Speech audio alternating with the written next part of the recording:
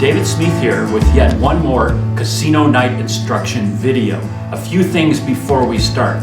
First, this video is intended for instructional purposes for facilitating fun gambling games, not for money. Second, I don't recommend that you gamble for money. Lastly, if you're under 18, gambling for money is not legal for you.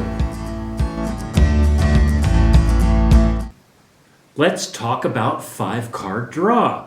This is a very common poker game. It's an interesting one. It's a different one than the five-card stud game we just went through. And five-card draw does not have you seeing anybody else's cards. You have a little bit of information about what they might have, but you don't see any cards. So before we start that, I want to talk about something I said in a prior video, which is be mysterious. You don't want to be predictable. You want to establish that you bluff, but not bluff every time. That way people don't really know what you've got. So sometimes you want to bluff and you have no good hand, but you bluff and you want to be caught bluffing because then that establishes that you bluff. Other times you'll fold out, no one knows what you have. And the idea is this: if you always bet strong when you have good cards and not strong when you don't, then people kind of know what you've got going on. So if you bet strong, they know you've got cards, they're not going to chase you, they're going to fold because you're betting big. However, if you bluff sometimes and other times bet big when you have good cards, people can't really tell from how you're betting what you have. And that's important to establish. Poker is a game between people, and psychology comes into play. And if you ever watch poker tournaments on television, you'll see that there's a whole psychological component to how the players try to win. Okay, so let's take a look at five-card draw. Five-card draw is really, really simple. I'm just going to deal one hand so you can see how you choose what to do. So you would get 5 cards, and then you look at them. So you check it out, and you see what you already have or what you might have. Now this hand is not bad for a 5-card draw. We've got a pair of 3s already. Now what's going to come next is a betting round. So everybody in the game that has their hand is going to bet, and they can raise, they can pass, they can fold, they can do what they want to do.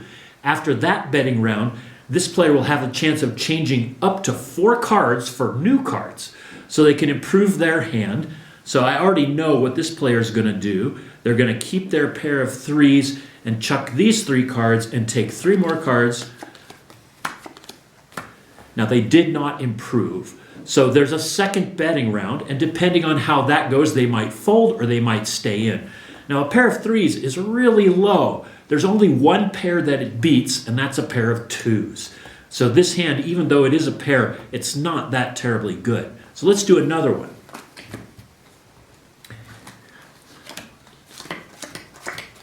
Okay, there's 5 cards. Let's take a look at what they got this time.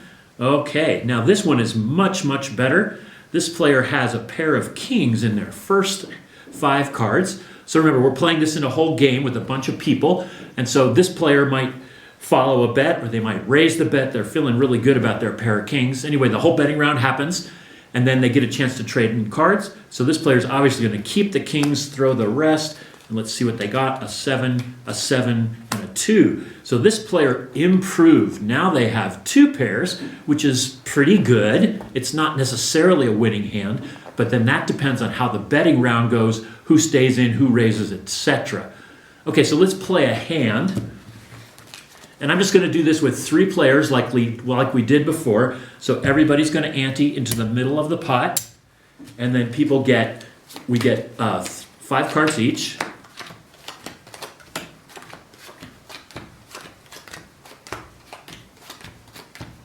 Okay, so let's take a look at the hands.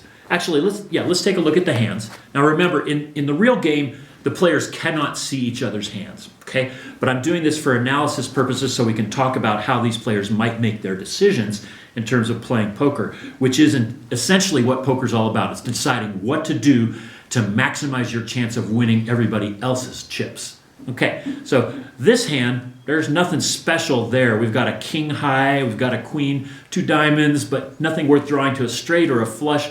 there's really nothing to build on in this hand.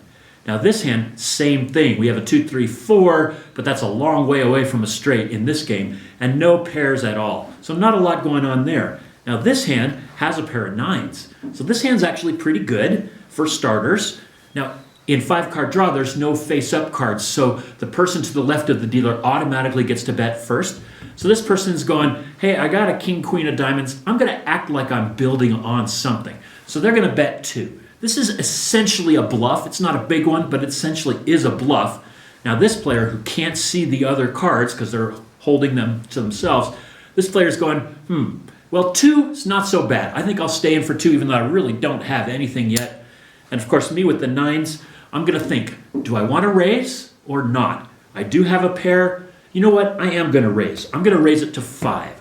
So that's 3 more for this player. Now they're thinking, okay, I'm going to chase that guy because I think he's bluffing. So 3 more, I'll put in a 5 and take out 2.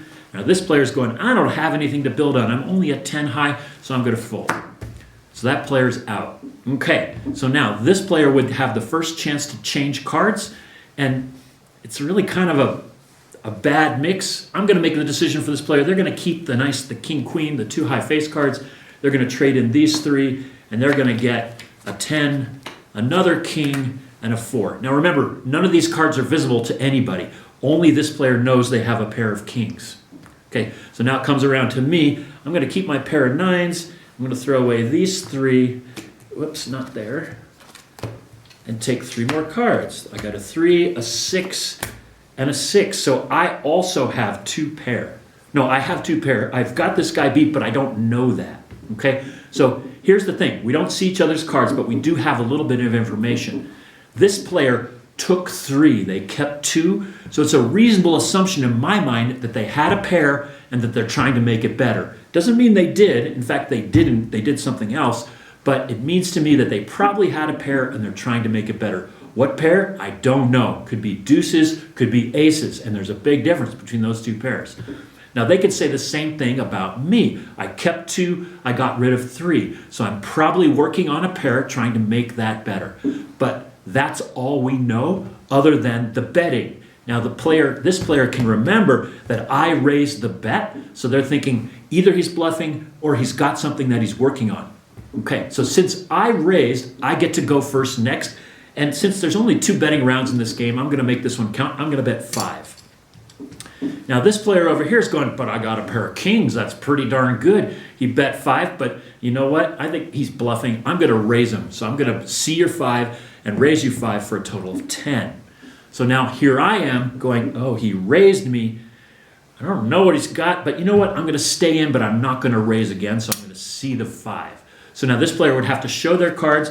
Pair of kings. They say, oh, I'm doing really good. Of course, unfortunately for them, I've got 2 pair, so I won this hand. Okay, let's do another hand. So again, we're going to pull all the cards out so we can see what's going on, but remember, this game is played with no cards visible at all. Okay, so let's do a little analysis. This player is looking really good. A pair of aces. This is the highest possible pair. To lose, this person somebody else would have to get 2 pairs or better. So that's really good. This hand doesn't have anything, although the 2 face cards are nice and high, but there's nothing to build on yet. And then for me, I've got a pair of jacks, which is also pretty darn good. That's a high pair. It beats most of the other pairs in the deck, just not the queen, king, and the ace. But again, I don't know this is here, and I don't know they have nothing. So again, to the left of the dealer, that would be this player, they bet first. Now, a pair of aces is pretty darn good. So their decision would be, do I bet higher? Remember, there's only 2 betting rounds for this game, so you got to make them count if you want to win something. So they're going to go ahead and bet 5. They feel strong about their aces. Now this player is going to go, I'm not going to be in for that. I have nothing to build on. I don't have a pair, so they're going to fold out. Now I have a pair of jacks. I'm feeling a little cocky. I'm going to see their 5 and raise them 10. Because I'm feeling strong. I think my pair of jacks is going to take it today, and so I raised them by 10. Now this person's really happy I raised them because they've got a pair of aces. That's really good. So they're going to see my 10 happily. Okay, pot's right. So this player is going to take 3 more cards. What do they get? No improvement. They just have their pair of aces, and I'm going to take 3 more cards. What do I get? No improvement there. Okay, so essentially we're in the same position as we were before. Pair of aces here, pair of jacks there. But remember, we don't know each other's cards. Now, since I bet first last time, since I raised last time, I get to bet first, and I'm going to go ahead and bet 10. I'm feeling strong. Now, this player is in a tough spot. I've bet strong both times. Am I betting strong because I'm bluffing, or am I betting strong because I am strong? However, they decide a pair of aces is worth staying in with, so they see my 10. They don't raise me because they know that stops the betting. So I've been called. So I show pair of jacks, feeling proud, but then they show a pair of aces, and they win the hand. Now that you've watched the video, a few things to think about. Run over the game in your mind and make sure you understand what you just saw. Feel free to watch the video again to clear up any questions that you might have. If you enjoyed the experience, please click like and subscribe.